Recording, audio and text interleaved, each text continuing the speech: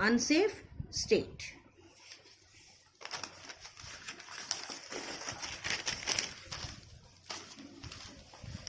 Okay,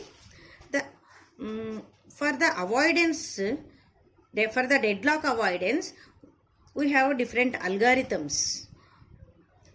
We have to use algorithms to avoid the deadlocks.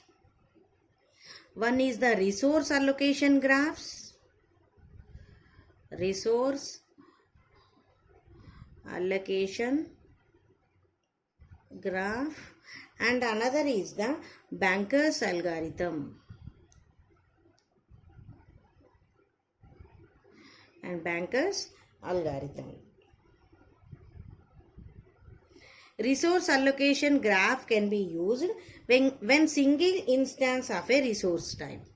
When we have the single instance of resource. Banker's algorithm can be applied when we have the multiple instances of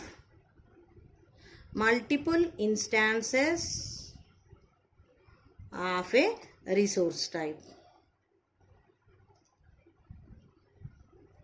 First, we know about the resource allocation graphs. Resource allocation graph. Resource allocation graph, as its name suggests, it is a graph which represents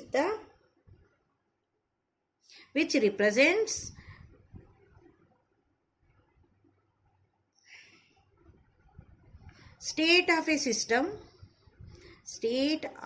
system pictorially.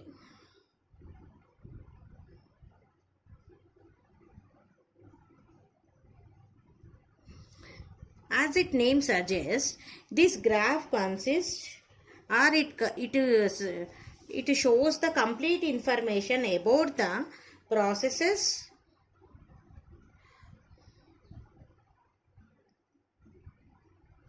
and resources which are holding and waiting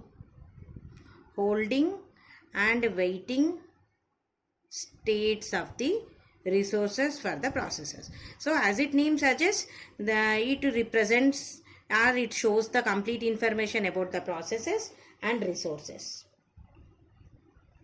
And it also contains the information about all the instances of the resources, whether they are available, or it also shows the information of all the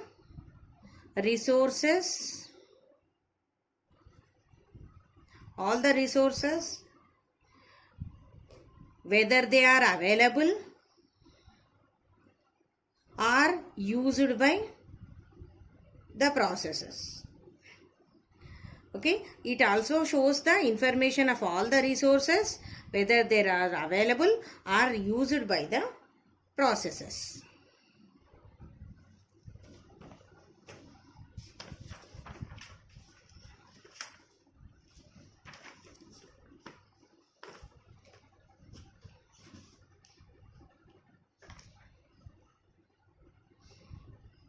We have to ensure that there may be the no cycles in resource allocation graph. Okay, if there are no cycles, because it is the graph, we must ensure that there cannot be occur the cycles in the resource allocation graph. Then there is the no deadlock.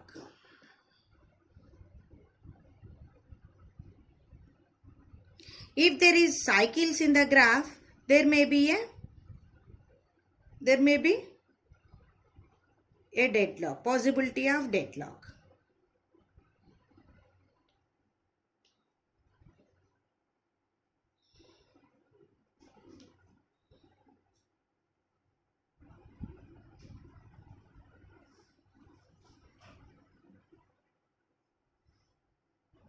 In the graph, we have vertices and edges.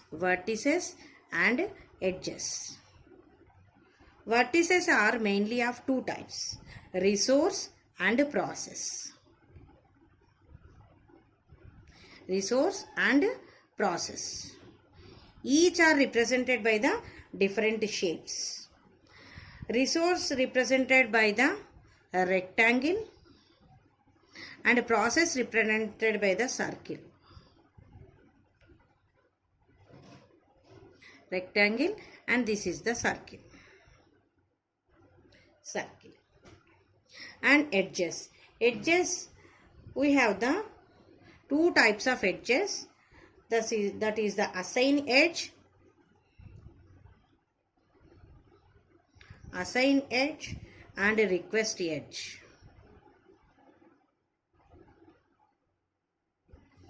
Assign edge and request edge. Assign edge represents assignment of resource to the process. Assignment of resource to the process. That is, if there is a process P1, it can assign the resource. The arrow pointing to the process from the resource. If in this situation, the resource 1 is assigned to the process 1.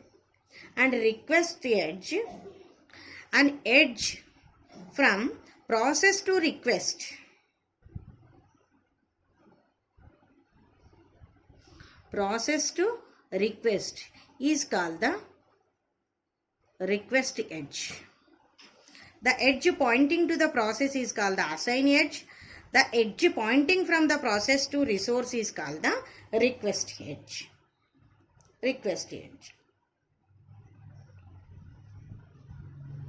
Request edge, this is the request edge which represents the waiting states of process.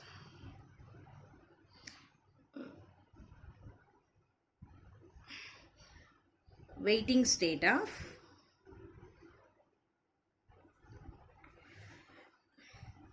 process for the resource. A resource can have more than one instance. It can have any number of instances, more than one instance.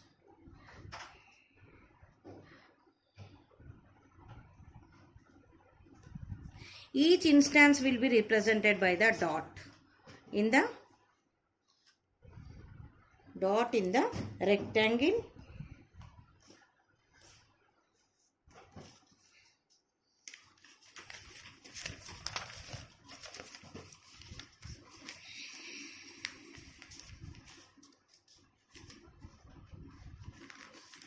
Rectangle. For example, if this is the resource, which is the R1, that is the only one instance of this resource, this can be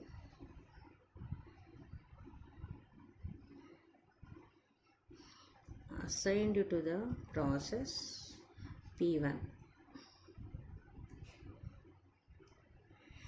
And here we have the another resource, that is the R2, which have two instances. P1 is requesting the resource, and this resource is already allocated to the another process, that is the P3. Okay, and this is already assigned to the process P2, which is requesting the resource R2. The P2 is assigned R2 and P3 is also assigned the R2, but P2 is waiting for the resource R1, P1 is waiting for the R2.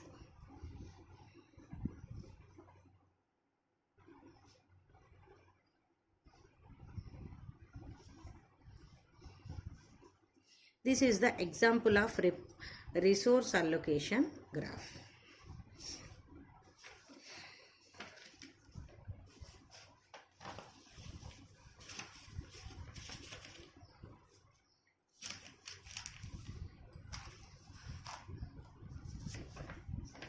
Okay, this example shows, here we have the process three processes, P1, P2 and P3 processes.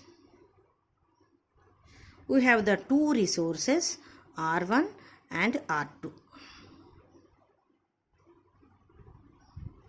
R1 is the only single instance. R2 is the two instances.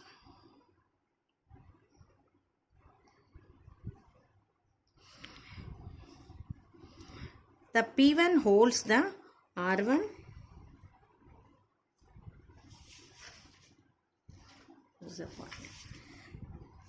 The P1 holds one instance, that is the R1. This is P1 holds R1.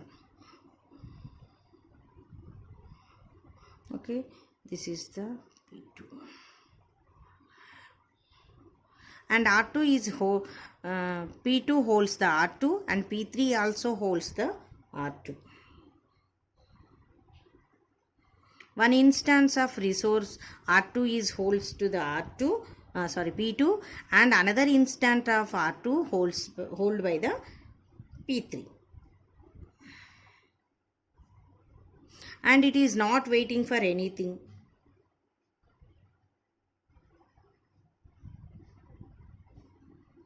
And P2 is waiting for the resource R1. And P1 is waiting for the resource R2. This is the resource allocation graph.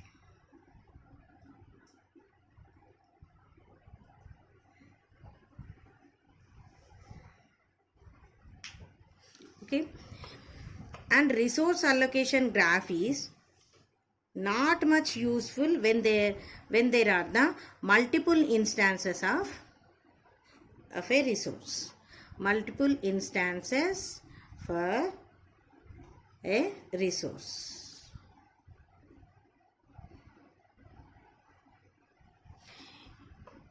Okay, in these situations we can go for the Banker's algorithm, or we can use the Banker's algorithm.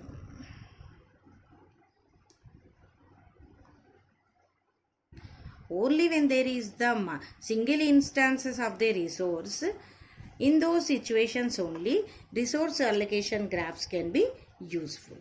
Okay, we can now go for the Banker's algorithm.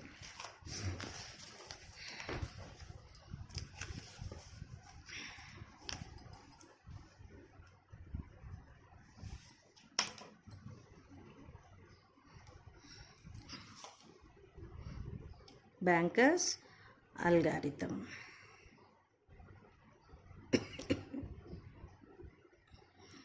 Banker's algorithm is the deadlock avoidance algorithm.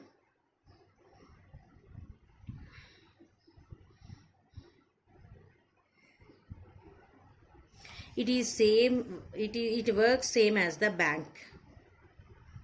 bank's work.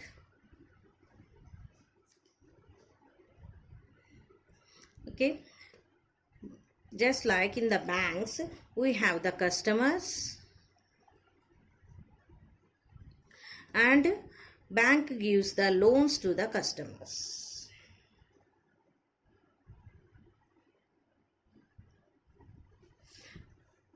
Okay, so bank works, the customer all customers is satisfied. The bank works like the customers all, it has to be satisfied. In Banker's algorithm,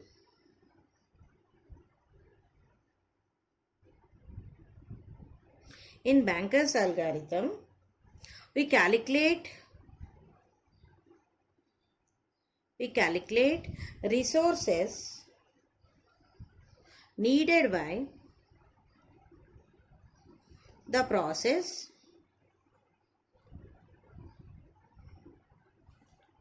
before it goes in the before it goes in the run state.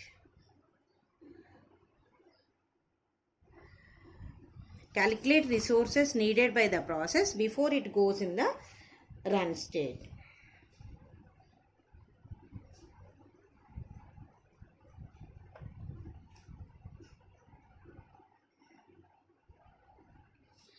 And Banker's algorithm tests. It tests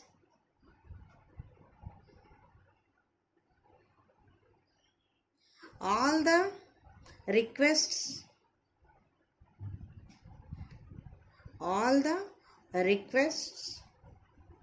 made by processes for resource. It tests all the requests made by processes for resource. It checks for the safe state. It checks for the safe state.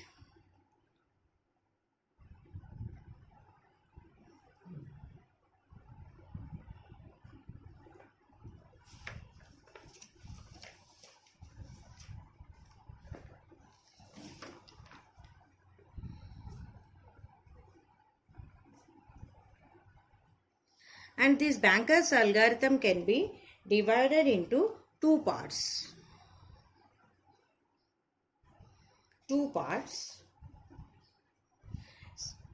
That is the safety algorithm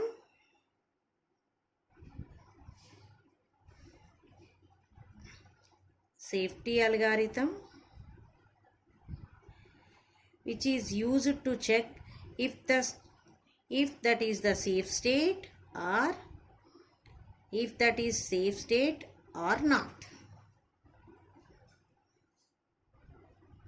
And another is the resource request algorithm.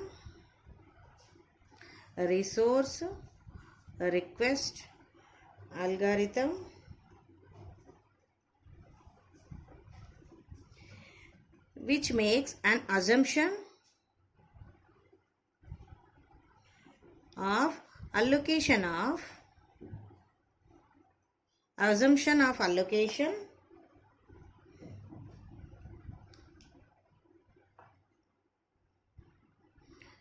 will allocation and see if the system is in safe state or not. If the system will be in safe state,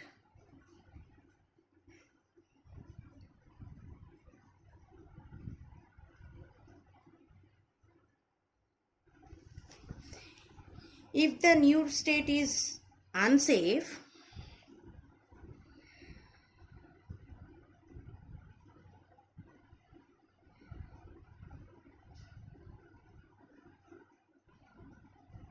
if the new state is unsafe, the resources are not allocated.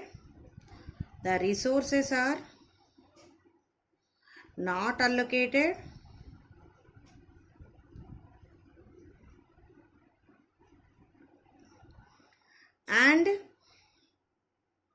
data structures are restored to the previous state, to their previous state.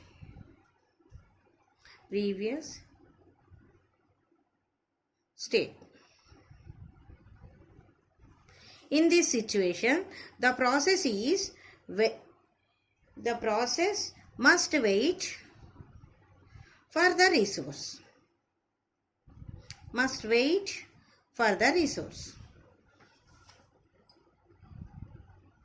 Process must wait for resource. Okay, the data structures for Banker algorithm is, it can be available, maximum, allocation, and need. These are the data structures for the Banker's algorithm.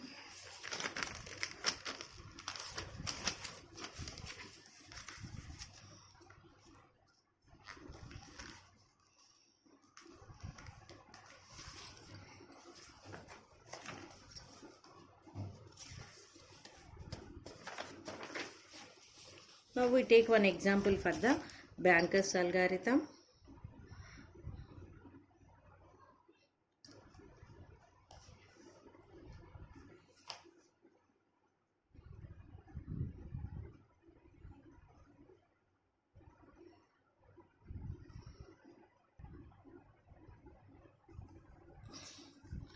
Inputs for the Banker's algorithm is maximum need of resources by each process,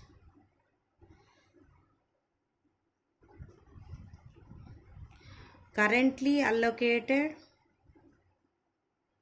resources by each process. Next, maximum free available resources in the system.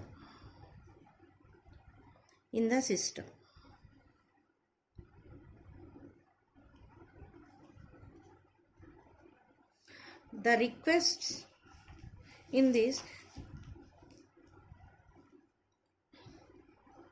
the requests granted under these conditions.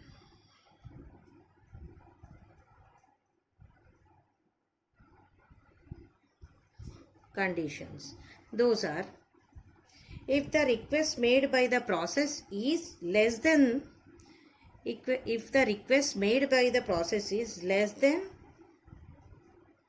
or equal to maximum need to that process.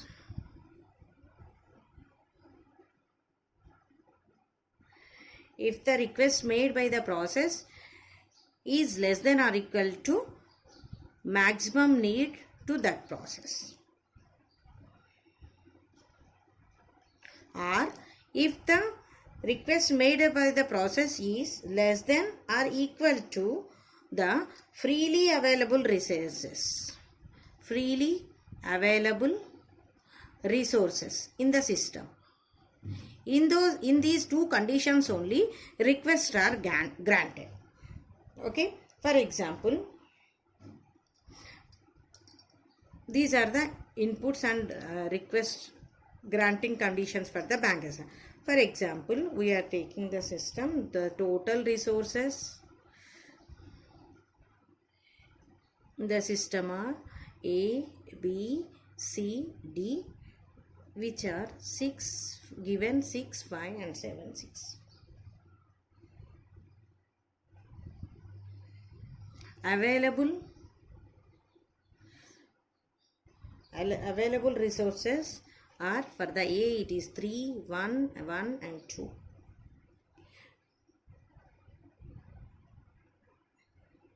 Available resources.